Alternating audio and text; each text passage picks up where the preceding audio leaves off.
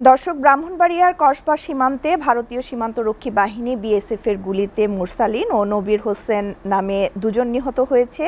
আর এই বিষয়ে আরও খবরাখবর জানাতে আমাদের সাথে সরাসরি যুক্ত হচ্ছেন আমাদের সহকর্মী মনিরুজ্জামান পলাশ। আমরা চলে যাচ্ছি তার কাছে।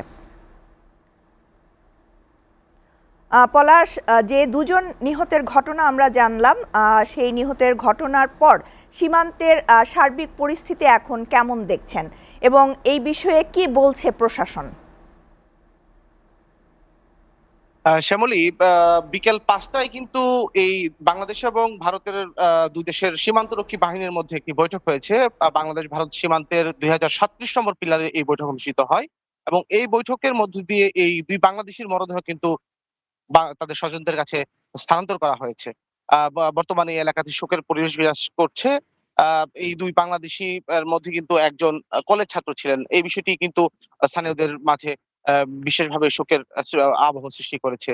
আপনার মাধ্যমে দর্শকদের জানিয়ে রাখি, আজকে যখন কালকে রাতে যখন এই গোলাগুলির ঘটনা ঘটে, সকালবেলা পর্যন্ত কিন্তু প্রশাসনের কাছে তাদের লাশ কোথায় আছে সেই তথ্যই ছিল না। পরবর্তীতে জানা গিয়েছে ভারতের আগরতলায় আ জিপি হাসপাতালে কিন্তু এই দুটি লাশ কিন্তু সেই দেশের সীমান্তরক্ষী বাহিনী নিয়ে গিয়েছিল। সেখানে আনুষ্ঠানিকতা শেষ করার পর বিজিবি যখন এখান থেকে এই লাশের ব্যাপারে তলব করে, তখন বিএসএফ এর পক্ষ থেকে একটি আ সি প পতাকা বৈঠক করা হয় এবং এই পতাকা বৈঠকের মাধ্যমে এই লাশ কিন্তু বিজিবির কাছে হস্তান্তর করে। বিজিবি এবং প্রশাসন পরে এটি তাদের স্বজনদের কাছে লাশগুলো হস্তান্তর করেছে।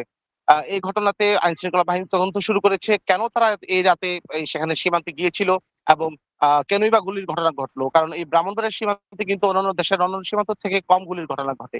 আ এ এ এ ই ই ইদানিংকালে কিন্তু আমরা দেখতে পাচ্ছি যে এখানেও কিন্তু বেশ কিছু গুলির ঘটনা ঘটেছে এবং সেসব গুলিতে হতাহতের ঘটনা কিন্তু রয়েছে।